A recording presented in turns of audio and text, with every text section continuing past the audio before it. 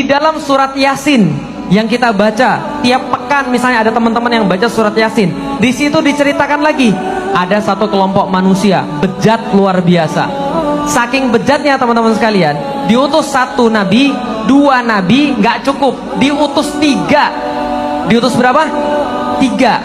Padahal pas Fir'aun jahat banget itu, tahu Fir'aun teman-teman sekalian? Tahu. Fir'aun itu diutus berapa nabi ke situ? Dua, Musa, Harun. Tapi ini saking bejatnya, nggak diutus satu nabi, dua nabi, tiga nabi diutus pada kaum tadi, untuk supaya mereka bertaubat dan kembali kepada Allah. Ini nabi tiga diutus pada orang-orang ini nggak ngaruh sama sekali.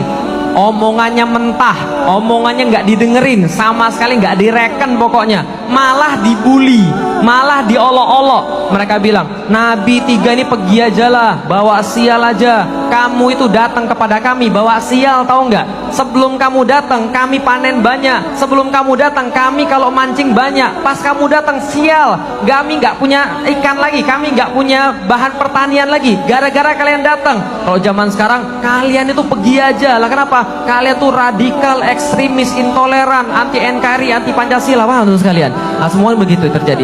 Ketika kemudian tiga rasul ini, tiga nabi ini nggak bisa kemudian untuk berbuat apa-apa, Allah ceritakan di dalam Al-Quran, waja'a min aqsal madinati rajulu yas'a, dan datang dari aqsal Madinah. Aqsa itu artinya yang paling jauh, aqsal Madinah ujung kota, artinya deso, paham teman sekalian? Dan datang dari orang deso, min aqsal madinati rajulu yas'a, seorang pemuda tergopoh-gopoh, dan dia berkata, apa kata-kata dia? Ya qaumit tabi'u mursalin, wahai orang-orang, wahai manusia, ikuti para nabi. Lalu kemudian dia mengatakan segala sesuatu yang kemudian dikatakan oleh para nabi. Dia cuma ngulangin yang nabi ngomong, dibahasakan dengan bahasa anak muda.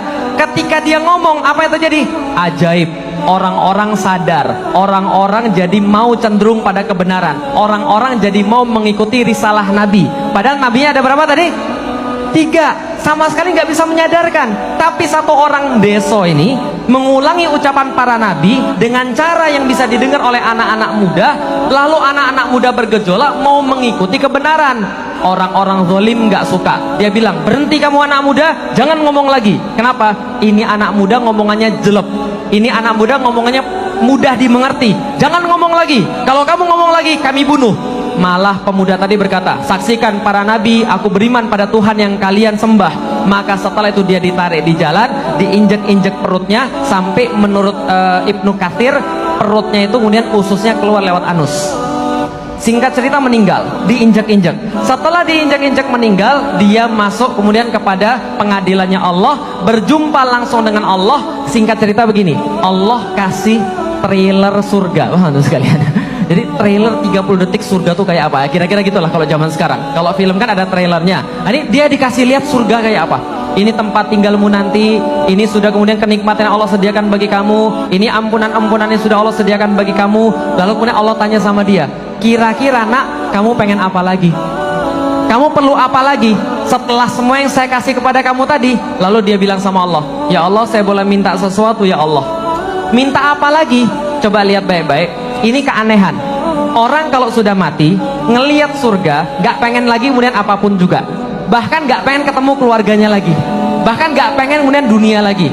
Ketika ini orang ditanya, kamu mau apa lagi selain surga dan ampunan yang saya ceritakan, yang sudah saya kemudian kasih lihat tadi? Dia bilang ini, ya Allah, boleh nggak saya balik lagi ke balik lagi ke dunia? Boleh nggak saya balik lagi ke dunia? Untuk apa? Supaya saya bisa ngasih tahu pada orang-orang yang nginjek-nginjek saya sampai mati, bima ghafaroli robbi wa ja'alani minal mukramin.